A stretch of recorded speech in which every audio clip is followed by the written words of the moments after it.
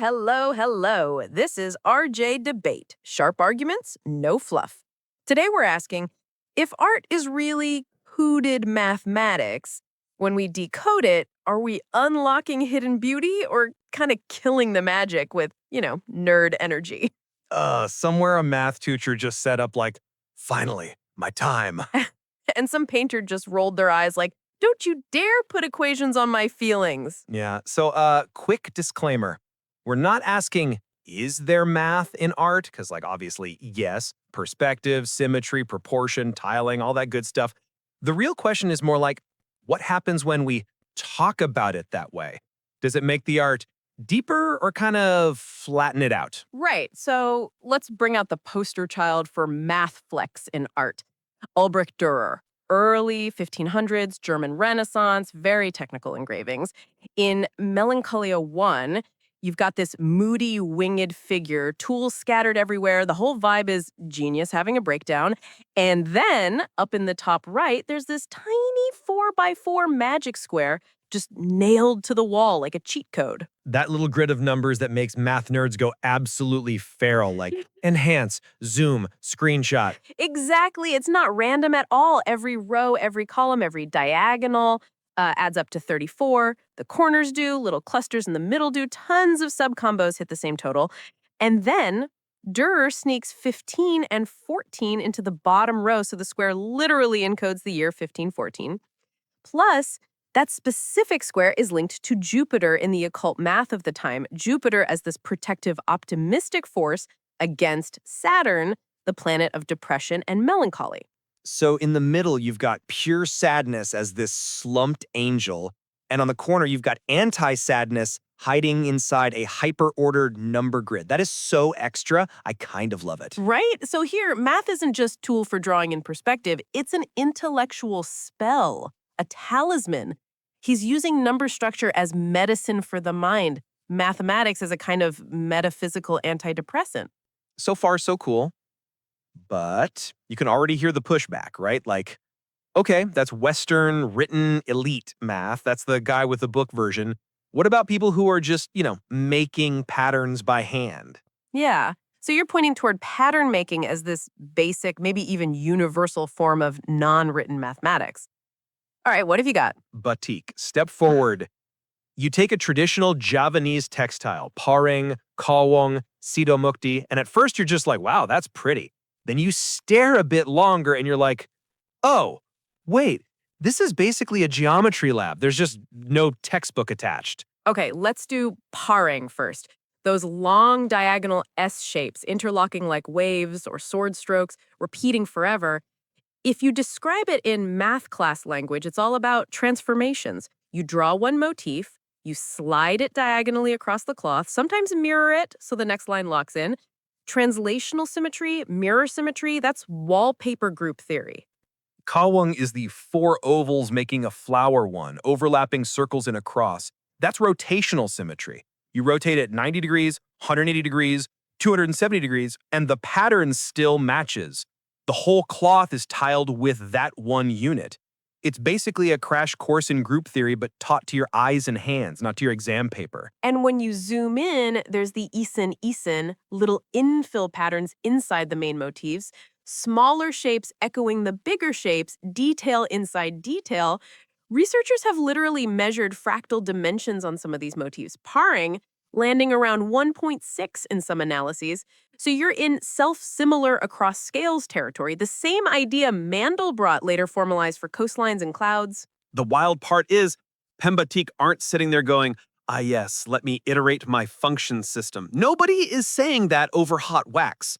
They're not doing symbolic algebra, they're doing embodied algorithms. Draw this curve, slide your hand, mirror it, fill the gaps. It's passed down through apprenticeship, not through a PDF. And when you analyze it, it's still mathematically rigorous. Clear rules, repeatable procedures, precise symmetries. The research literally calls it a kind of ethno-mathematics, math embedded in culture and muscle memory instead of formulas and Greek letters. So we've got Dürer's square as math as intellectual spell, and Batik as math as inherited hand routine. Two very different vibes, same underlying love of pattern and order. Let me throw a myth on the table. Myth number 1. Western art is where the real math lives. Non-Western craft is just vibes. A lot of people still, quietly think like that. Yeah, the old hierarchy, like Renaissance guys wrote treatises, therefore that's capital M mathematics. Batik aunties just decorate cloth. So that's, folk pattern. Like, excuse me? The problem is when you actually look, that story falls apart. Dürer uses perspective, magic squares, writes treatises on proportion. Batik artisans encode translations, reflections, fractal-ish structure in their work and pass it on through embodied teaching. They're both doing math, just in different file formats, PDF versus muscle memory. I'm with you that the hierarchy is nonsense, but I've got a different worry. Even when you're trying to be, respectful, the moment you swoop in with fancy language like group theory, fractal dimension 1.65, iterated function system, you risk hijacking the narrative. Suddenly the weaver or the pembatik is only interesting because they accidentally did something that looks like modern math. So you're saying we might be colonizing their patterns with our vocabulary. Exactly. Like, congrats, your culture counts because it looks like what a mathematician would have invented. It's a bit gross. Okay, pause. Mini cross-exam. Oh no, all right, courtroom mode on. First question. If we never talk about the math in Batik or in Dürer, don't we basically leave that old stereotype untouched? The one where serious thinking lives in Europe and mystical craft lives in the global south? Yeah, fair. Pointing out the math can be a way of asserting equal intellectual status. Like, look, this workshop in Gitiloyo is doing the same level of structural thinking as a Renaissance studio. They just don't write Latin footnotes. First question, why do we assume decoding the math kills the magic? When people finally learn how Dürer's magic square works or how paring tiles the plane, a lot of them get more fascinated, not less. Isn't that a hint that analysis can actually deepen the mystery? Sometimes, yeah, but there's a threshold. It's cool when you show how the pattern hangs together. It gets dead when you act like that's all it is. Oh, it's just translation plus reflection plus rotation. Next. That word just is the killer.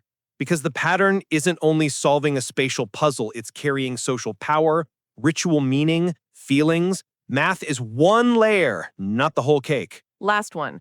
When batik fractal folks or generative art designers use algorithms to extend batik, working with real artisans, is that colonizing or is that math coming home? Because those tools are literally built on the same kind of rules batik already uses. That's the messy bit. It can be empowerment, giving young designers new ways to play with inherited patterns.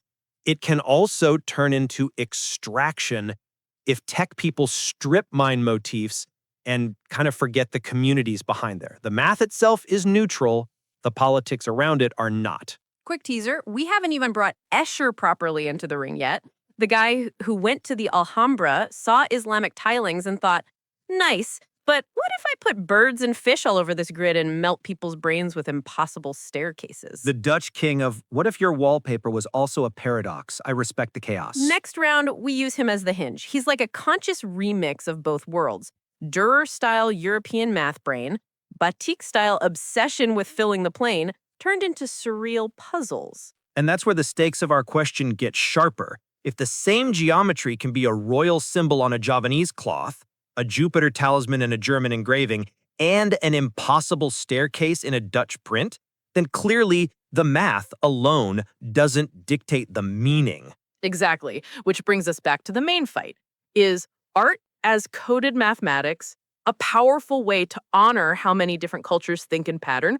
Or are we overrating the code and underrating the hands, the stories, and the mess? Hold that thought. Next segment, we push it harder. Escher, status, power, and whether explaining the trick actually ruins the show or maybe makes it hit even harder. So, you said we'd talk a bit more on that thread next, right? All right, let's do it. Here's the thing I keep coming back to. When you break down the math behind the beauty, you kind of run the risk of making every artwork feel like a math problem. And I keep drifting the other way. I'm like, if you never lay out the structure, you're basically treating art like a magic trick. Wow, clap, scroll on. but you never see how deep the craft actually runs. Yep, but, there's hidden structure is not the same as, here's the full explanation, folks. Some of the stuff I've read is very clear about that. Math is cool and all, but it can't really capture everything going on in a piece. The history, the politics, the vibe, the hours of labor. If you pretend the real deal is just symmetry groups and fractal dimensions, you're kind of skipping all the juicy bits. I completely agree on the never the whole thing part. I just don't see why that means we should skip the math layer. Remember Dürer.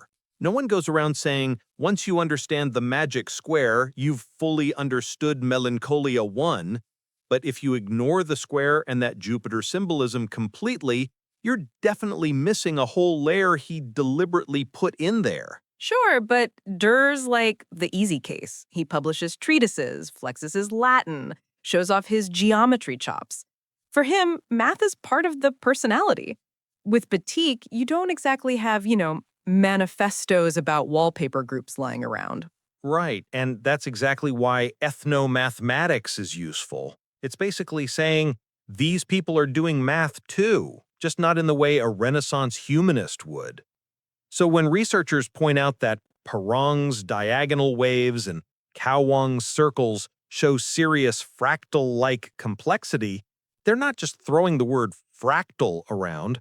What they're really saying is, this tradition deserves to sit at the same table as Escher and Dürer when we talk about structured thinking. Deserves a spot at the table? Absolutely. But, does it only get that spot once a mathematician walks in and introduces it? That's where I start getting a little antsy. So, all right, let's do a quick compare and contrast, because these three examples you keep bringing up, they're really not doing the same thing. Okay, let's set it up. Case 1, Dürer. Math is out in the open, signed, stamped, footnoted. He's sketching funky polyhedra, building perspective machines, and dropping a Jupiter magic square into a print about feeling crushed. Geometry is like prestige and comfort at the same time. Case 2, Batik. The math is baked into the vibe, passed from hand to hand, workshop to workshop. The patterns live inside taboos, dress codes, royal versus commoner rules. Sure, you can break them down with group theory and fractal dimensions, but the makers don't talk about it that way. And then case 3, Escher. He's a full-on math nerd doing visual philosophy. He dives into hyperbolic space, studies Islamic tilings, then turns all that into impossible staircases and birdfish tessellations that make you think about infinity and self-reference. Those are three very different vibes for how art and math hook up. If we just say, yeah, they're all math in disguise, we're kind of ironing out the differences that make each of them interesting. I'm definitely not trying to flatten them. What I want is comparison. And we can only compare because we share some language, symmetry, repetition, transformation, pattern. The reports lean on that shared vocabulary to build bridges, but they also insist on the different cultural contracts each artwork has with its audience. Dürer's viewers were steeped in Christian humanism. Batik's wearers were reading status and cosmos off the cloth. Escher's audience is modern folks who love science and brain teasers. Math is in all three, but the role it plays is different. Okay, but here's the thing. Bridges work both ways, If math becomes the main language we respect, then everything ends up translated into math, not the other way around. So instead of Batik equals a way of thinking about power, nature, and the sacred that also happens to be highly structured, we get Batik equals examples of symmetry groups. Total buzzkill, right? I hear that, but isn't that more of a design problem for educators than a problem with the mathematical lens itself? You can say, this motif is about royal authority in the ocean, and then add, oh, and check out how that S-shape flows and reflects. It seems healthy to let both truths sit side by side. I'm not totally convinced. Here's the deal. Time is tight, text balls are thin, and the easiest sell for STEM is, look, fractals in local culture. It fits the national pride and tech future story perfectly. The messy bits, labor, gender roles, colonial history, kind of get left on the cutting room floor because they don't fit the "wow, math is everywhere" slogan. All right, let me flip it back on you. Oh no, okay, hit me. Okay, first question. You're worried talking about math kills the vibe, but isn't it true that a lot of people only start appreciating an art form once they see some of the inner workings? A kid who thinks batik is just old clothes might suddenly light up when they realize the pattern on their shirt has the same kind of fractal feel as a famous computer image. Doesn't that conversion matter? It matters, but it's also interesting, right? Why do they only respect it once it's stamped with a Western-style approval? Congratulations, this matches our math. That's the part that bugs me. I'm happy math can help some folks connect, but sad they felt they needed it in the first place. Okay, question 2. You mentioned that we might be wiping out mystery, but some of the sources actually argue the opposite, that mathematical analysis produces new mysteries. When you notice a batik curve has this odd dimension or that Escher's fish shrink in a way that lines up with hyperbolic geometry, it doesn't feel done. You've just opened a new rabbit hole. That whoa feeling grows, doesn't it? I do like that idea. Math as a mystery booster. Looking at Escher with non-Euclidean geometry in mind just makes it feel even weirder, not less. You suddenly realize, oh, this guy is deliberately messing with my visual instincts. And that's kinda delicious. Exactly. And with batik, too, figuring out their self-similarity at different scales doesn't tell you what it means, but it does nudge you to ask, why did this culture choose that level of complexity? What does that say about their sense of the infinite, of order, of the sacred? The math question turns into a cultural question. Yeah, I can get behind that. Ideally, we want that loop. Culture gives rise to patterns, patterns invite math, math throws us back to fresh cultural questions. That's the sweet spot. Okay, before we wrap this segment, let's poke one last idea. This thought that art needs some leftover mystery for it to really hit. There's this essay that riffs on Gödel's incompleteness vibe, like any formal system leaves some truths out. Maybe beauty lives in that little gap. I really like that analogy. It stops us from panicking that explaining an artwork will somehow tame it. No matter how far you go with symmetry groups, number symbolism, perspective grids, there's always that residue. You, in front of the cloth or print at 3 a.m. in a particular mood with your own history. That part can't be coded. So maybe the move is dive into the math head first, but don't pretend it gets the final word. Exactly. Math is like a very bright flashlight. You can light up the framework, see how the magic is built, even compare how different cultures organize space and pattern, but if you say, that's all there is, you've basically turned a flashlight into a prison. Nice line. And yeah, when we're talking culture, that prison thing can slide into intellectual colonization. If it doesn't fit our favorite tools, it barely counts. The reports really try to push against that. They talk about cultural mathematics as a two-way street, where local patterns can actually shake up our idea of what math even is. Exactly. Studying batik isn't just, oh, look, math was secretly there. It also nudges mathematicians to imagine new patterns and structures they hadn't considered. It's not just culture getting turned into math. Culture is bending math back. So, in this second round, I think we've got our shared outline. Dürer, Batik, Escher. Each has its own way of weaving in structure. Digging into the math can boost appreciation as long as we keep the social and spiritual context in the frame. There's always a leftover bit, this mystery budget, that no amount of analysis ever fully spends. Which sets us up nicely for the final part. Let's zoom out and ask, if pattern hunting is a basic human habit, how does that change the way we think about beauty? Does it help us talk across cultures? Or does it risk turning everything into numbers? And here's the juicy question underneath all of that. Are we actually okay with the idea that beauty and logic might come from the same place in our heads? That's exactly where we're headed. Stick around, part 3 is next. So, we've gone around Dürer, Batik, and Escher from pretty much every angle. I think the real question underneath all of this is bigger than, is there math in art? It's more like, are we actually okay with the idea that beauty and logic might come from the same part of us? which is a slightly uncomfortable part, right? Because a lot of people kind of want beauty to live in this separate mystical zone where math has to stay outside the door. There's that old complaint that numbers dissect the rainbow, that if you explain why something's beautiful, you kill it. That's a hard sell with the material we've been talking about. Folks like Marcus du Sautoy actually argue the opposite. Understanding the pattern behind beauty doesn't make it less beautiful. It makes the rainbow more interesting, not less. Yeah, because the point isn't math versus mystery. That's the fake choice. Dürer's magic square, Batik is a generative pattern, Escher's geometry, those all scream that arithmetic and mystery are working together, not fighting for custody. Exactly. The mystery doesn't vanish when you solve Dürer's square. It just moves. Instead of, what are these random numbers, the question becomes, why did a German artist in 1514 take this Jupiter square from Agrippa and hang it over the embodiment of sadness?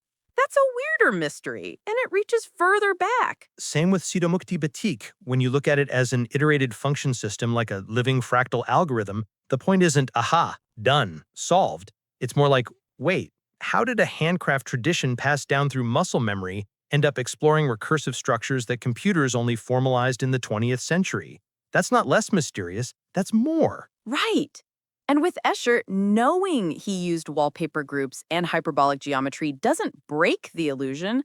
That is the illusion.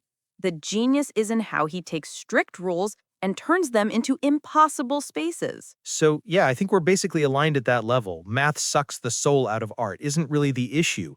The real risk is acting like math is the entire soul. Let's talk about pattern hunting as something humans just do.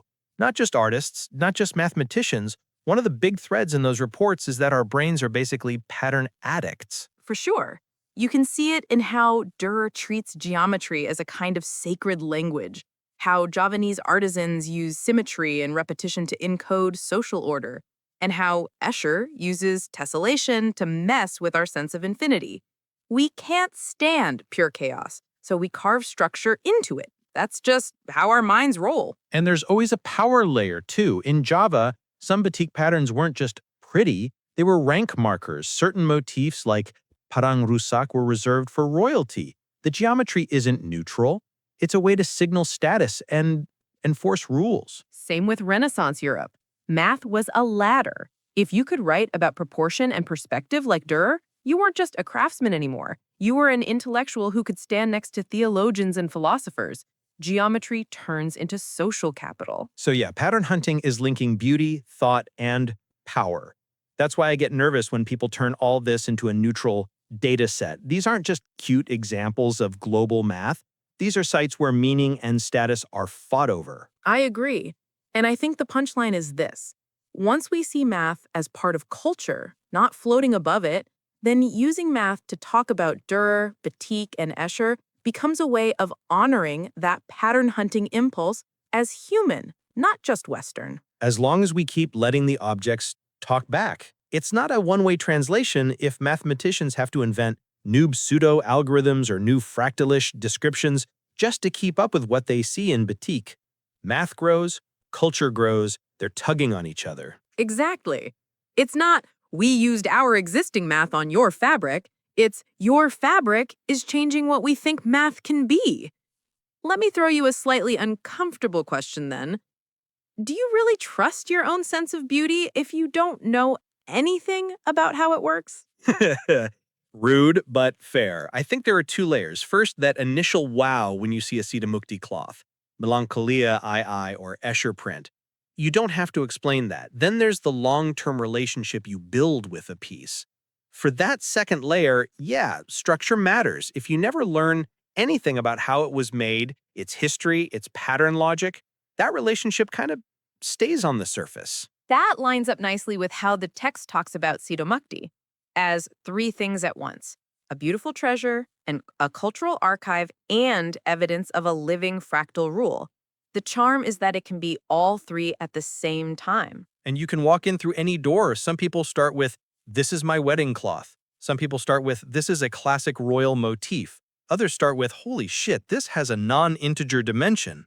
If you're lucky, over time, you realize those aren't separate universes. That's the sweet spot for me. Math doesn't replace feeling, it gives us a way to talk about feeling in more detail and to connect feelings across cultures. And it also keeps us humble. You stop assuming your first reaction is the whole story once you see how much is going on inside one piece of fabric or one quote-unquote simple engraving. Okay, time to land this plane. What are you thinking for the closing? For me, it only becomes a problem to say Batik, Dürer, and Escher are mathematics in disguise if you ignore the rest of the sentence. I'd put it like this. These are all people using rules, patterns, and repetition to argue about what's real. Dürer uses a Jupiter square as a metaphysical remedy for depression. Batik uses diagonal waves and circles to talk about social order, endurance, prayer. Escher uses tilings and hyperbolic grids to stage philosophical jokes about infinity. Math is the grammar that lets us see they're doing related things. It doesn't erase the differences, it sharpens them. When we do it right, decoding the structure doesn't end the mystery, it just moves it to a more interesting place. And my final word would be yes to structure, no to monopoly. I love the idea that equations and decorations both live on patterns our brains enjoy. I'm glad we can model Batik with generative rules, trace Escher's illusions back to hyperbolic geometry, and see Dürer's numbers as a Jupiter talisman pushing back against Saturn's melancholy. I just don't want a world where something is only deep if a formal system approves it. These works don't just prove math is everywhere, they tell stories where numbers, status, faith, and touch are all arguing with each other. The job of analysis, math or otherwise, is to join that argument without drowning anyone out. So basically, you're saying math can sit at the table, but it doesn't get to take over the whole party. Exactly. It's a guest, not the host. This was RJ Debate. Keep asking questions. Keep being critical. And tell us where you land after this. Do you like knowing how your favorite patterns work, or do you kind of prefer your rainbows to stay mysterious?